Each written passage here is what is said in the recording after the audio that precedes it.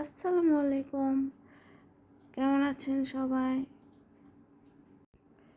আজকে আমি তৈরি করে দেখাবো ঘরে থাকা সামান্য কিছু উপকরণ দিয়ে কিভাবে অনেক সহজে নুডলস রান্না করা যায়। প্রথমে একটি ফ্রাই প্যানে তেল গরম করে নিয়ে তার মধ্যে 2টি ডিম ফাটিয়ে নিয়েছি। ডিম দুটিকে একদম ঝুরি ঝুরি করে খন্তার সাহায্যে কেটে নিব। এভাবে আস্তে আস্তে নাড়তে থাকবো। নাড়তে নাড়তে একদম কুচি কুচি করে ডিমগুলি কেটে নেব। তারপর একটু নুডলসের মশলা দিয়ে দিব। আস্তে আস্তে ভালোভাবে নুডলসের মশলা সবটুকু ডিমে মিশিয়ে দিব। এরপরে অল্প কিছু মাংস দিব।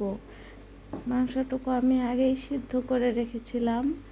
মাংসর মধ্যে একটু নুডলসের মশলা দিয়ে দিব।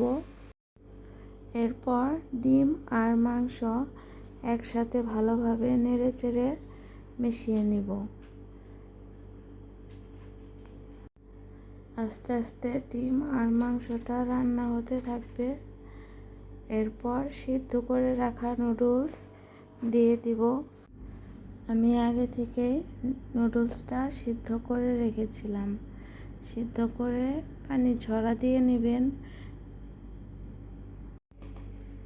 এতে করে নুডলসটা অনেক ঝরঝরা হয়। ঝরঝরা হলে নুডলস খেতেও অনেক সুস্বাদু হয়। এরপরে ভালোভাবে ডিম মাংসর সাথে নুডলসগুলো মিশিয়ে নিব। এরপর আস্তে আস্তে হলুদের ফাঁকি, মরিচের ফাঁকি, তারপর নুডলসের মশলা দিয়ে দিব। এরপর সবগুলো উপকরণ একসাথে ভালোভাবে মিশিয়ে নিব। আস্তে আস্তে করে মেশাতে হবে যাতে করে নুডলস একদম ভেঙে না যায়।